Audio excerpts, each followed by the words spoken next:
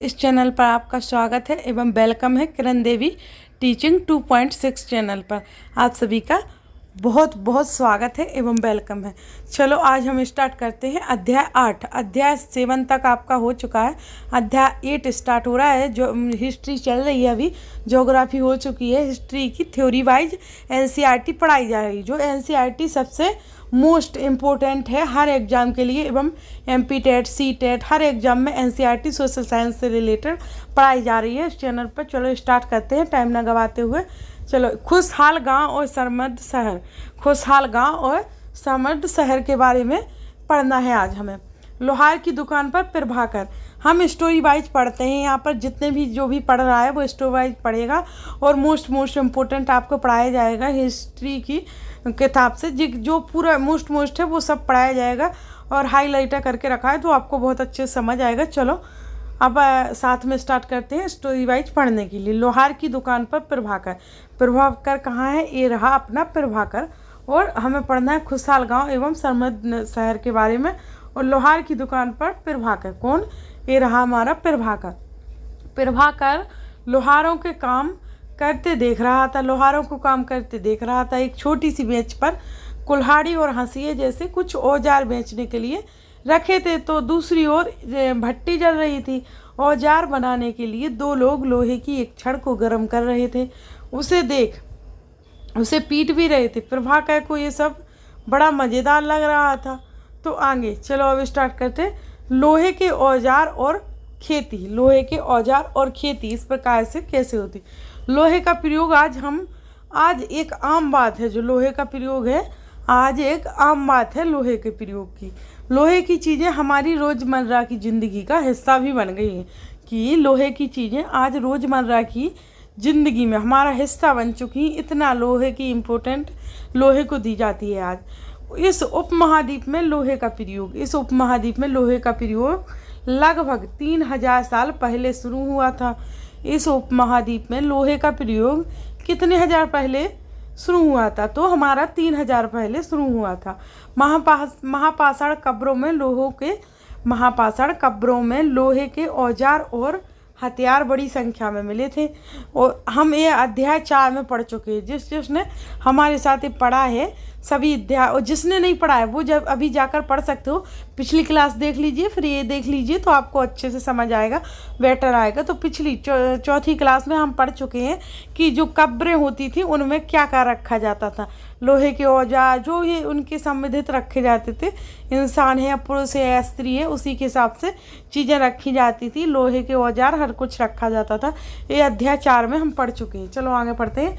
करीब 2500 वर्ष पहले लोहे के औजारों के बढ़ते उपयोग का प्रमाण मिलता है। करीब 2500 वर्ष पहले लोहे के औजारों के बढ़ते उपयोग का प्रमाण, जो करीब 2500 पहले लोहे इतने औजार मिलते थे उनका प्रमाण है कि बहुत ज़्यादा।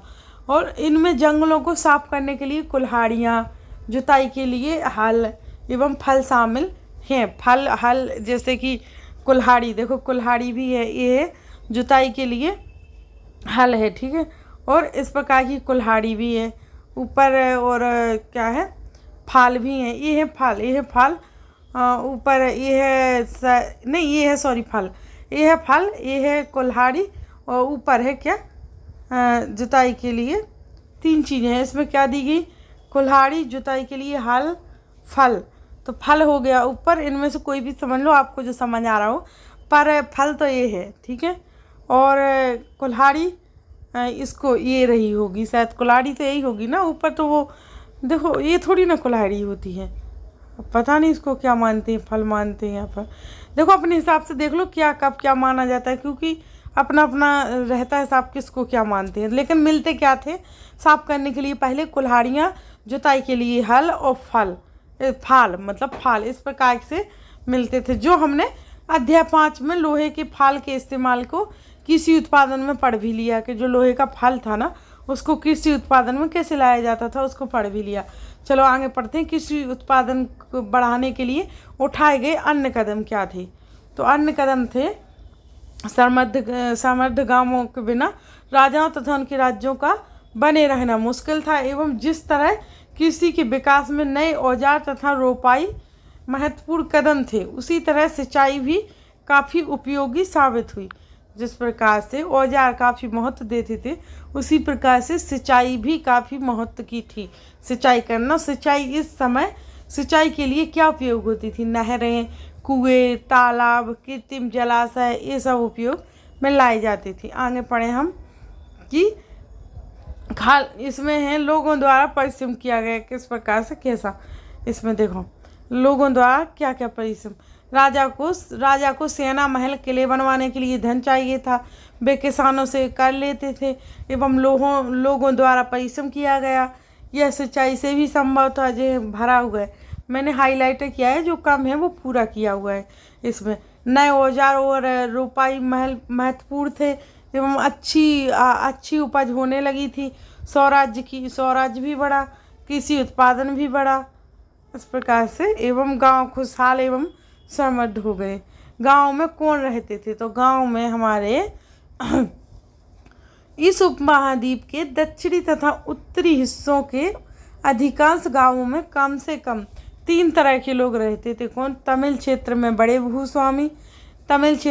भूस्वामी को बेल्ला, साधारण हलवाओं को उड़वार और भूमिहीन मजदूर दास, कड़े सियार और आदिमाई कहलाते थे।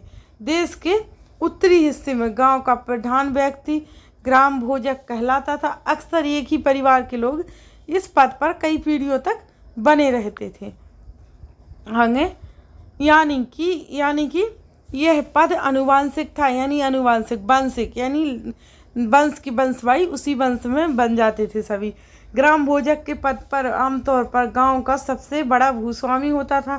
साधारणतः इनकी जमीन पर इनके दास और मजदूर काम करते थे।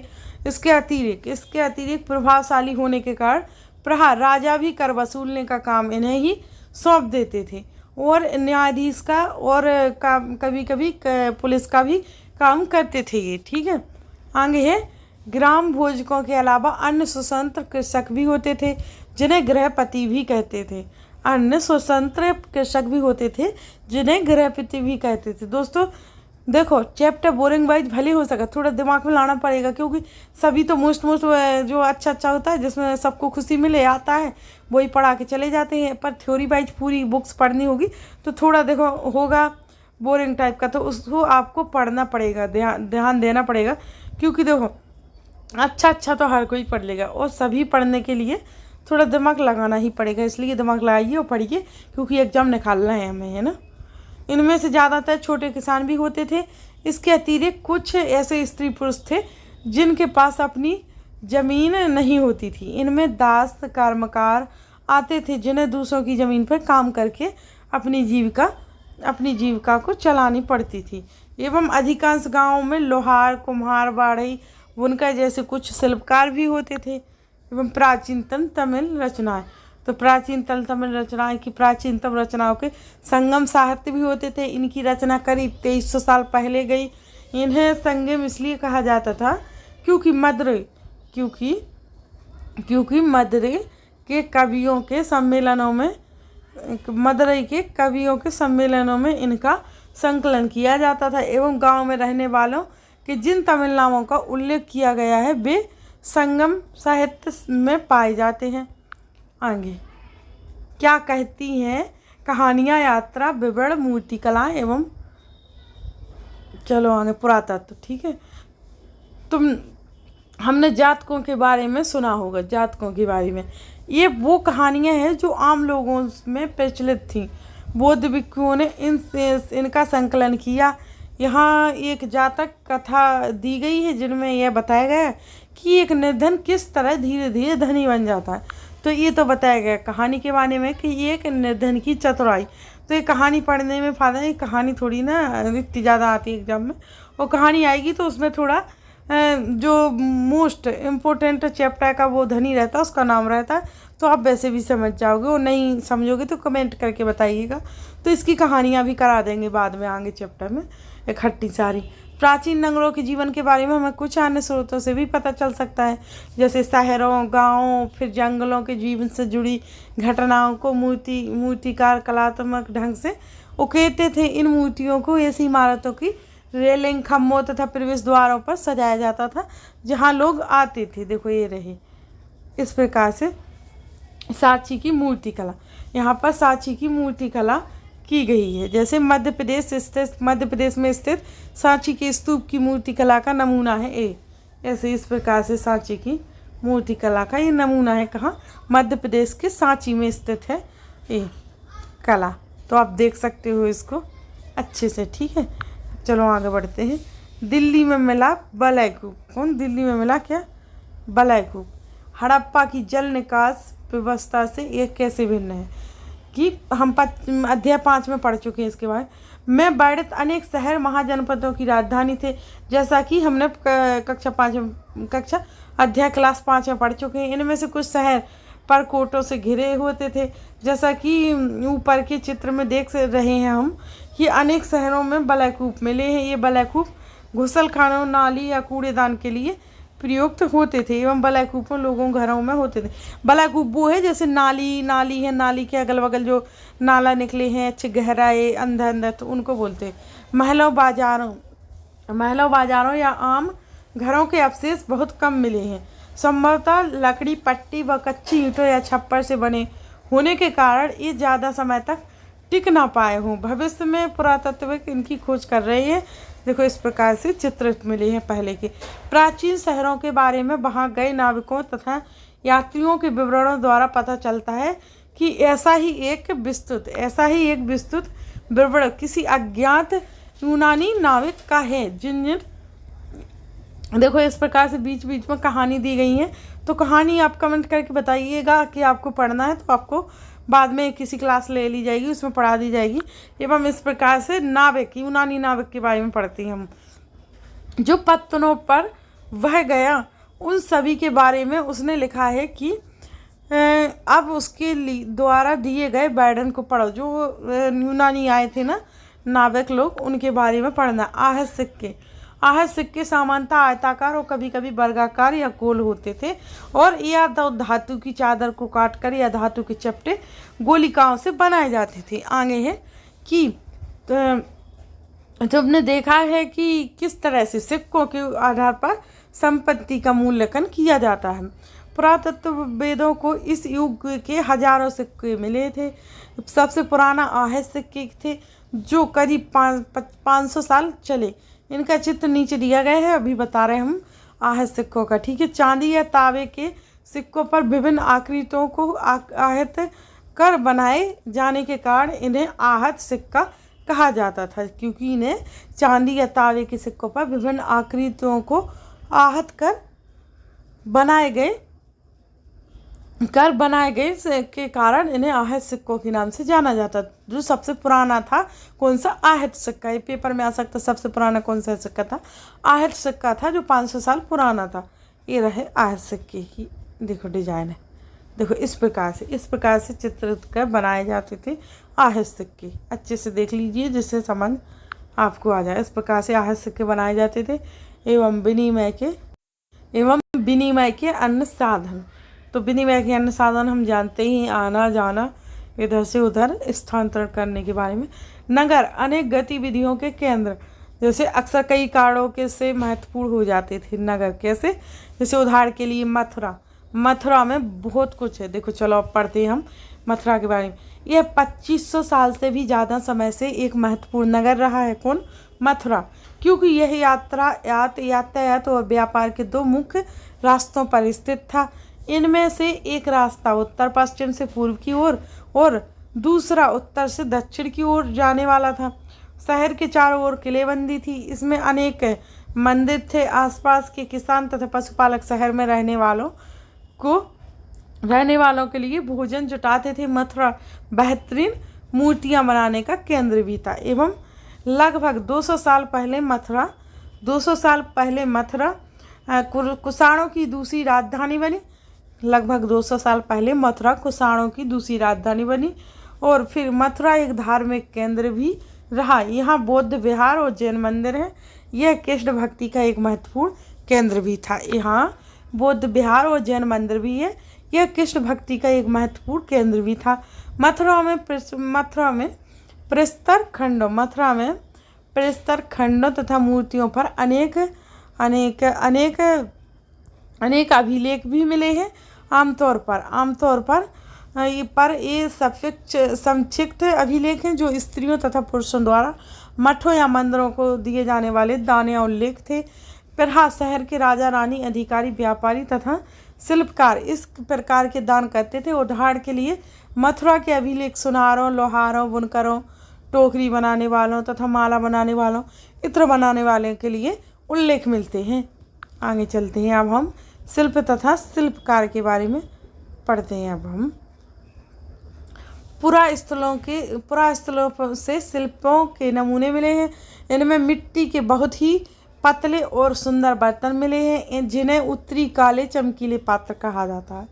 मोस्ट इम्पोर्टेंट, जो मिट्टी के बहुत पतले सुंदर बर्तन मिले हैं पुरास्थलों से शिल्पों के नमूने की तरह, जिन्हें क्या कहा जाता है? उत्तरी काले चमकीले पात्र कहा जाता है।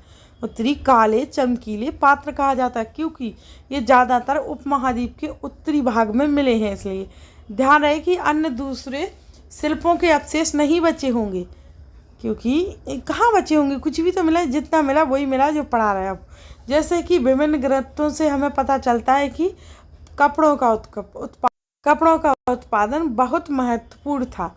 कपड़ों का उत्पादन बहुत महत्वपूर्ण था। उत्तर में वाराणसी और दक्षिण में मदुरै इसके लिए प्रसिद्ध केंद्र थे।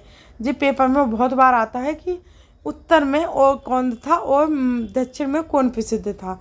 तो उत्तर में वाराणसी और दक्षिण में मदुरै इसके लिए प्रसिद्ध थे। क्या के लिए? कपड़ों के, जो स्त्री पुरुष दोनों काम करते थे इसमें। फिर आगे बढ़ते हैं हम। अनेक शिल्पकार तथा व्यापारी अपने अपने संघ बनाते लगे जिन्हें श्रेणी कहते थे। जो अनेक संघ बनाने लगे उन्हें श्रेणी कहते थे। एवं शिल्पकारों की श्रेणियों का काम प्रशिक्षण देना था, कच्चा माल उपलब्ध कराना तथा तैयार माल का विवरण कराना, जबकि व्यापारियों की श्रेणियाँ व्यापार का संचालन करती थी। एवं श्रेणियाँ बैंकों के रूप में काम करती थी जहाँ लोग पैसे जमा रखते थे एवं निवेश भी करते थे, या फिर मठ आदि धार्मिक संस्थानों को दिया जाता था, लौटा दिया जाता था जो हिस्सा जमा होता था। चलो आगे पढ़ते हैं। अब हम सूक्ष्म निरीक्षण अरिकमेंडू के बारे में। ये अरिकमेंडू, चलो रोम के बारे में दी जानकारी पढ़ो। लगभग 2200 से 1900 साल पहले अरिकमेंडू एक पत्तन था। यहाँ दूर दूर से आए जहाज़ों से सामान उतारे जाते थे। यहाँ ईंटों से बना एक ढांचा मिला है जो संभवतः गोदाम रहा हो। यहाँ भूमध्य सागरीय क्षेत्र के एफोरा जैसे पात्र मिले हैं। इनमें शराब या तेल जैसे तरल पदार्थ रखे जाते थे। इनमें दोनों तरफ से पकड़ने के लिए हत्थे लगे हैं। साथ ही यहाँ एरेटाइन जैसे मुहर लगे लाल चमकदार बर्तन भी मिले हैं। इन्हें इटली के एक